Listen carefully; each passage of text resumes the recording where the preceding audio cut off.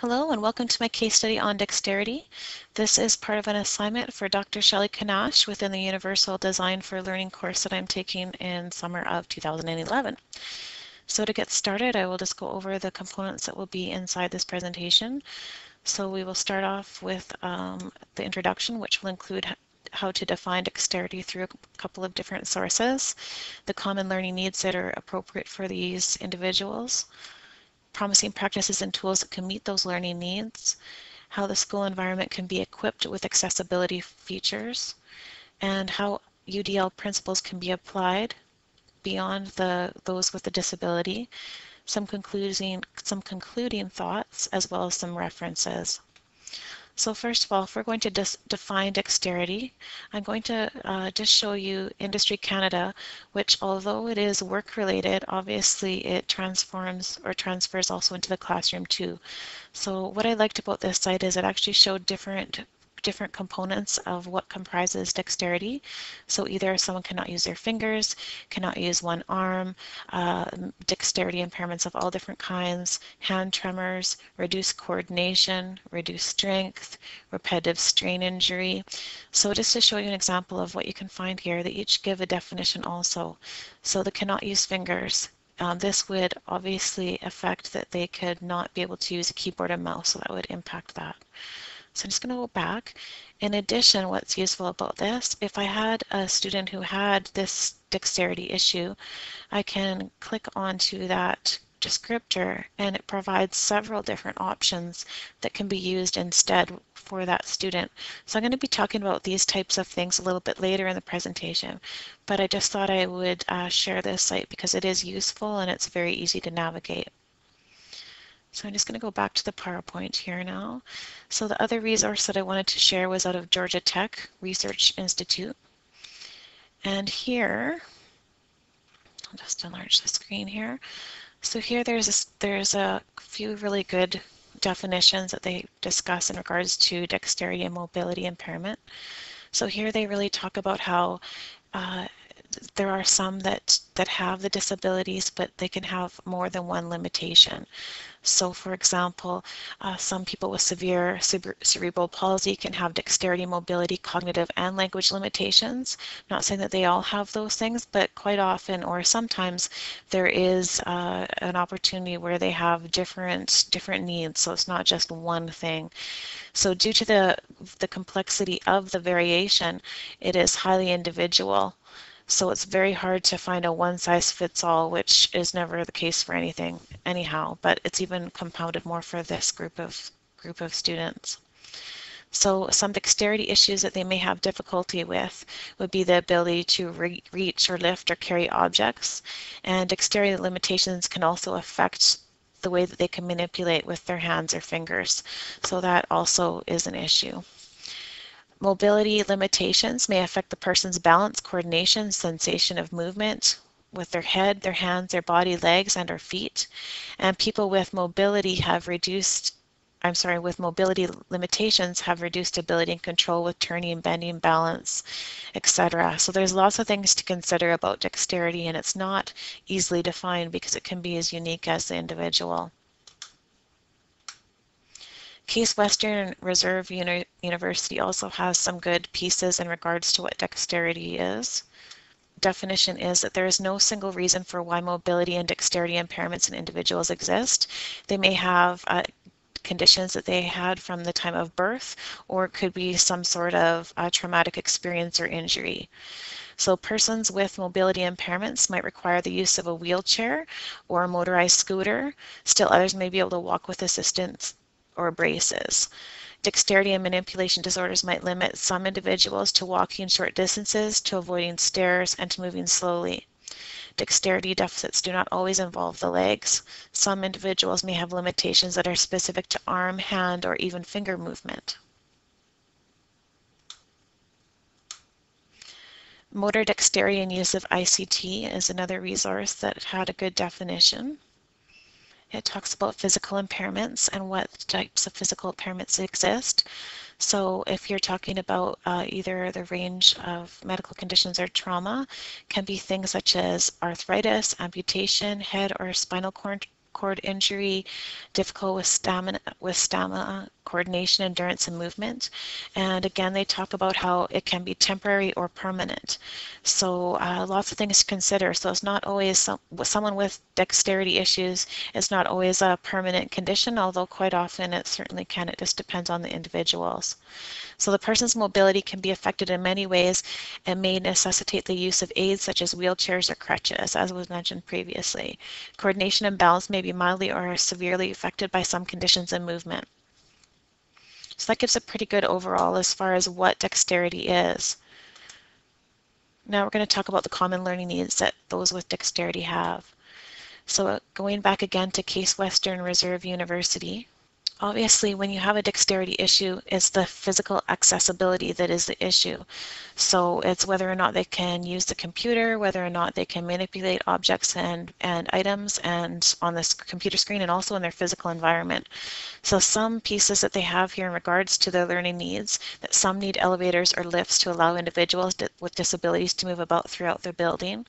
Restrooms accessibility is essential for persons with mobility impairments, so they should be located where they can have easy access. And then it talks about your classroom environment, your desk, your table, your chairs, and other furniture. So just thinking about the arrangement of your site and making sure it is conducive for that learner to be able to get around and to feel comfortable in that environment. Also, lab assistants or educational assistants are appropriate for students to be able to completely participate within the school, because in an inclusive setting you definitely want that student to feel as comfortable as possible, and they need to have the supports in place. Home of My Own is also another really unique website, and it's actually focused on a home owner as an adult. However, a home or a classroom has many similar environments. So in this section, and within this website, they have actually lots of different things in regards to just providing life skills for folks with disabilities or not. I'm going to go to the Maintaining the Home section, which if I scroll down, there's a section on those with disabilities. So I'm just going to scroll down here to where it says accessible living and go to hand, dexterity, strength, and range of motion. So within this piece, they talk about how those with hand or touch dexterity may not be able to feel hot and cold. They not be able to tell between different textures. Their hands, arms, or legs may feel numb, which can affect their dexterity, which are important things to consider not only in their home environment, but obviously also in the school environment. So if you're wanting to reduce injury with those children, you have to be very cognizant of that. So they also talk about how operating of switches is useful for in their home environment. So maybe a light switch, for example, is a little difficult. However, if we think about those new Decora switches, those would be a lot easier and more accessible for many people, as it's a larger switch and you just have to hit it with a device or your hand. So that right there would be an example of a universally designed light switch in just a regular house. However, there are some more functioning or higher functioning switches that are unique for this group too, which I will share later. Okay, and also some classroom examples that I can just share verbally. Obviously, I can't share pictures and images of that, but a few years ago I had a student who actually had muscular dystrophy, and I learned so much from this student. It was a really rewarding experience, and I absolutely loved it. However, this child was one who did have limited movement. So he was able to walk, but we could not go long distances. So I had to be very cognizant about how I would transport this child from place to place, as sometimes it required either driving that person there or providing an alternative type of vehicle that we could take with us in order for him to be able to participate in our activities. Other things that had to be considered were ramps. The use of ramps were very prevalent for this student, as they could not handle stairs. They did not have the mobility and the range of motion within their legs to be able to handle the risers without tripping. So that definitely was an issue. And so within our school, we already had those accessibility features built in, the use of the ramps, and obviously others use that too, including myself. Very handy when you're rolling projectors and things on wheels too. So used by all, kind of universal design piece. In addition, this student had fine motor difficulty, so writing was often a challenge for this student. So we would have to use larger instruments for this child to write with, or giving him the option to be able to verbally express instead of using written format, or the keyboard also worked well with a reduction in the amount of writing that would be required for this student. Promising practices and tools in the school environment include mouse alternatives for students, because obviously that is needed, keyboard alternatives, switch access, as well as speech-to-text software. And there are several other pieces here too. I obviously cannot go into all of the different components, but I'm going to share quite a few of them. So when we talk about mouse alternatives, here we have a student who's using a Wacom tablet. This student may have a dexterity issue or not. We do not know that. However, you can see how she's gripping the pen, that would be for someone that has maybe not the best fine motor skills. So here the student is able to, instead of using a mouse, they can actually engage with their computer in this format. In this particular one, they're creating something with a pen, but this can be used as a mouse instead. Much easier and larger surface to work with for someone with dexterity issues. Another alternative is the use of touch screens. So some can be used by touching of your finger, some can be used by touching with devices. So that definitely gives opportunities for those with dexterity issues, so that they're not having to again use their mouse, and they can actually touch and interact with that surface. Joystick mouse is another option, and in this particular picture it looks like someone who maybe has arthritis, so it's a little easier for this person to be able to navigate with the computer using a joystick mouse. And you could definitely see how students who have fine motor difficulties due to their impairment would find that useful. Another alternative is a foot pedal, and I actually went online, but I can't use the picture because it's not labeled for reuse. They had an excellent example online where it actually had 3 different functions. So you had the left mouse click, the right mouse click, and then you had your central scroll in the middle. And I thought it was just fantastic, and I would use it myself. So just an example of how you can use foot pedals to use input within your computer, and you can see these are rigged for USB connectors. Eye tracking software was really interesting, and although it's quite expensive, I was surprised. But I'm going to just share a little video with you, and this just amazed me. I was absolutely in awe when I saw this particular student showcasing what they can do with this software.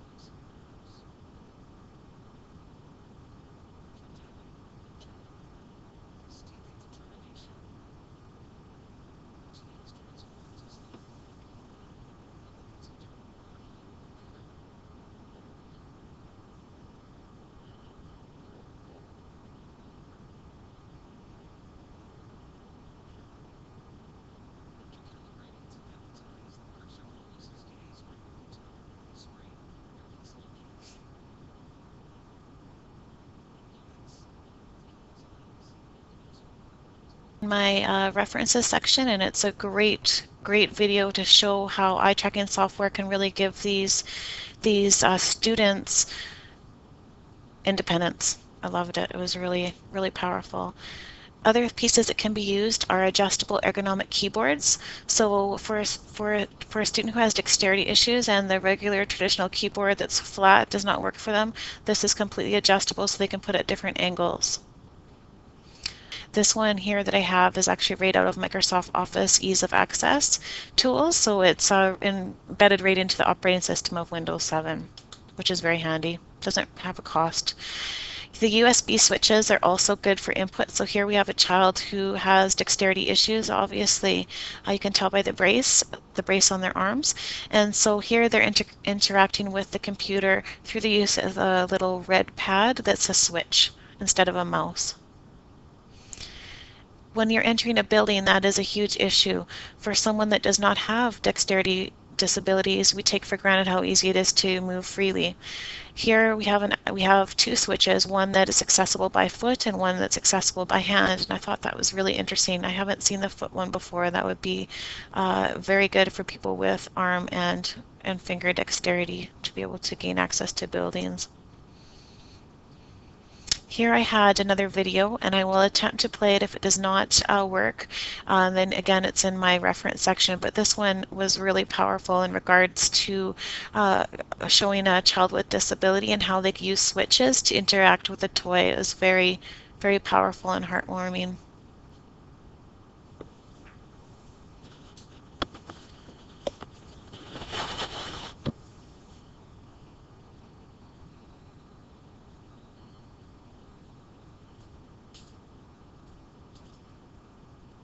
So it's really neat to see this child operate this switch, because you can just see how much delight he has in using that device, and that would be a skill that he wouldn't normally be able to do. So very empowering. In that video they talk about how using consistency with the child and train them how to use and control their muscles and to provide support is really critical. Also, depending on the person with dexterity issues, there may be a need for using the sip and puff switch, but with this particular device they can actually engage with the computer using sipping or puffing and selecting text or that sort of thing. So it's absolutely remarkable. So again, you can just see the freedom and the mobility that this would give those children as far as access on the computer. Another important piece is speech recognition. So if they don't have use of their arms, maybe it isn't possible for them to use a switch or a modified mouse. So speech recognition can be really empowering. So here we have someone demonstrating how they can just use their speech, and then it is transformed into text. So it either can be put into text, or else it can actually you can actually create commands with your computer through your voice. So it's quite neat. There's a built-in speech recognition tool inside the Microsoft Office Windows 7. I have to say, though, I wasn't too thrilled with using this one. I did not find it was very accurate. This one is available, though, and it is free, so it is an option. This is off of the Dragon Naturally Speaking site. So here it just shows about how it can provide core skills for students of all abilities, provide greater independence for students with physical disabilities, and it will level the playing field for students with those disabilities. Additional assistive technology tools can be found at these resources that I have placed here, and again they're in the reference section too. In regards to applying UDL principles, the no hands mouse I thought was really interesting, and I actually came across this brief little YouTube video advertisement about it. It was quite interesting. So you can definitely see how that could benefit any learner, and especially someone with dexterity issues. That would just give them so much freedom for access. So I thought that was interesting and worth sharing. And that's something I may consider, as I actually do get frustrated having to go between the mouse and the keyboard.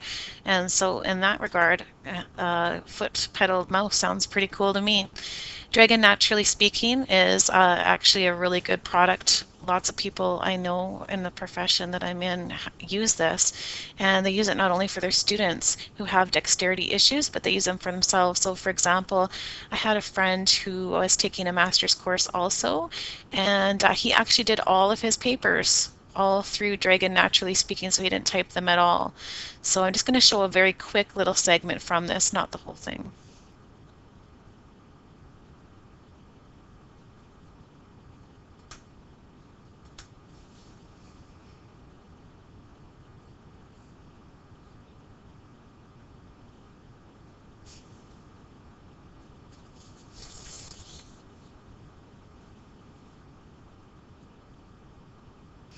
Okay, so you can definitely see how that would benefit anybody. And with someone with dexterity issues, that would just give them so much freedom, so much more than someone who is completely able-bodied. So I just thought that was really powerful. Switches, just thinking back to the door access, even just the other day I had a huge armful of stuff, and I use those switches constantly.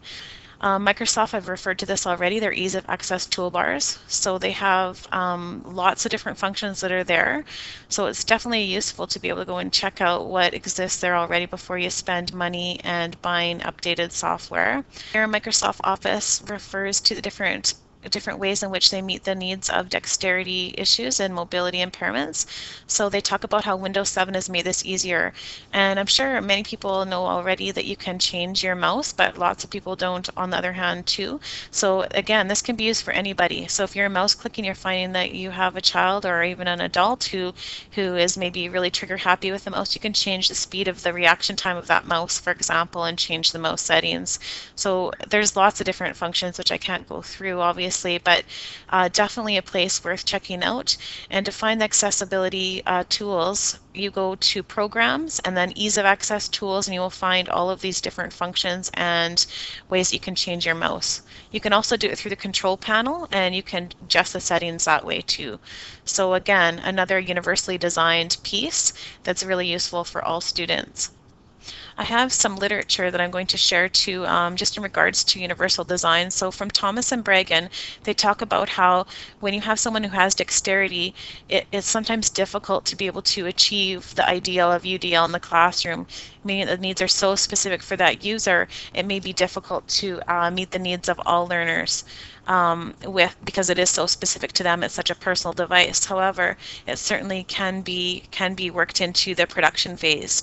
And one thing they talked about on page 419 in the resource that I have referenced in the reference section is that if it's an afterthought, so if you add an accessibility tool as an afterthought, it will result in less of attractive application for all users. So it's really important to use that early design as it's necessary to be able to meet the needs of the UDL.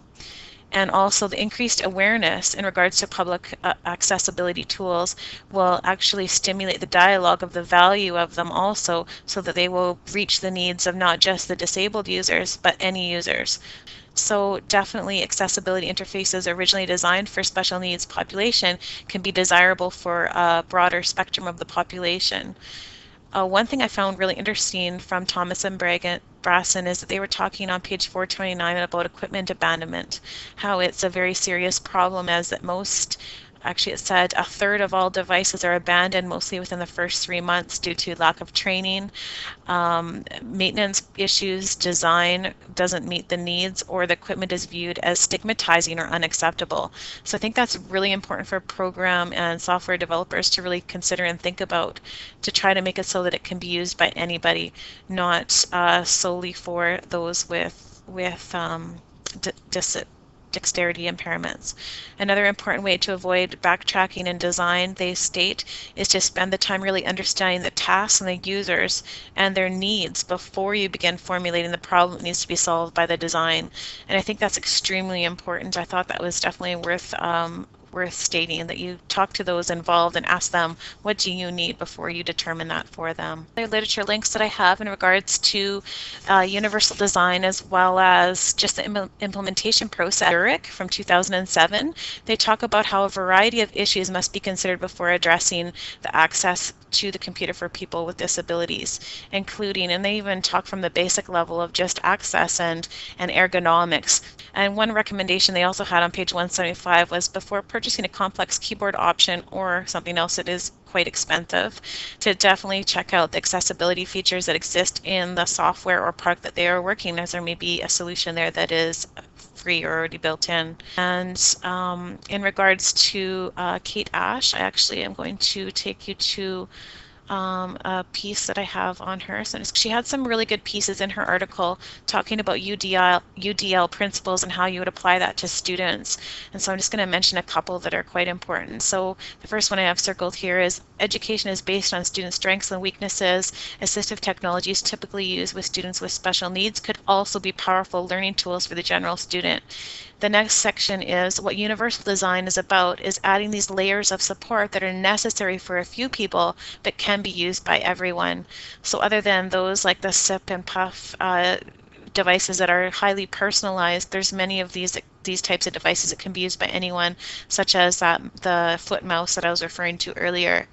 Consumer technology is becoming more and more applicable and accessible to all persons with disabilities.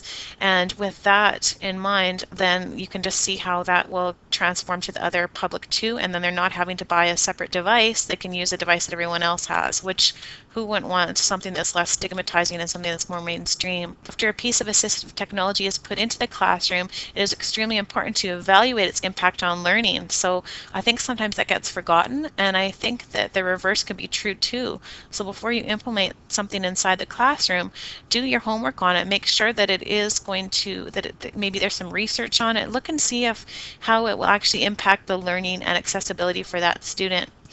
And as new technologies are developed, the line becomes very, very small between an assistive technology device and general education technology tools.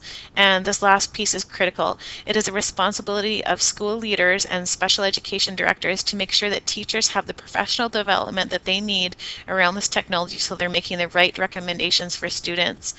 And to add in that regard too, it's also important to use the supports that are available within your community. Obviously, those with dexterity disabilities have very unique needs. It is not something that can just be overlooked. They need specific tools that are unique for them. Quite often, you do not have them in your classroom environment. In addition, accessibility training and support is a must. If you do not know how to use the tools and you don't have the support and training in order to employ or to receive those tools, then it's a disservice for those students. Assistive technologies can include many types of technologies that can be used for any of the school population. However, there are some assistive technologies that are specific to the unique user, and some have quite a high cost associated with that.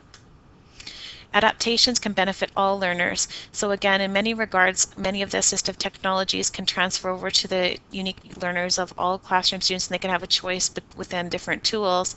So by ensuring that students have what they need with dexterity issues, you're providing possibilities for them to participating at the fullest extent within the classroom environment, learning how they can function within the world on their own independently, and most importantly, how that can transfer to life and world skills beyond the classroom. References that have been used for this project are ASH, Lessons from Assistive Technology, the Ability Hub and Assistive Technology Solutions, Accessibility Employment Resource Center, Georgia Research Institute provided Dexterity and Mobility Impairment Fact Sheet, Case Western Reserve University on Learning About Disabilities, Information on Mobility and Disability Impairments, Government of Canada in regards to Industry Canada for assistive technology links, Home of My Own, Maintaining the Home, Hand Dexterity, Strength, and Range of Motion, Microsoft Office, Guide for Individuals with Dexterity or Mobility Impairments, National Teaching Fellowship Scheme on Motor Manual Dexterity and Use of ICT, the Neil Squire Society,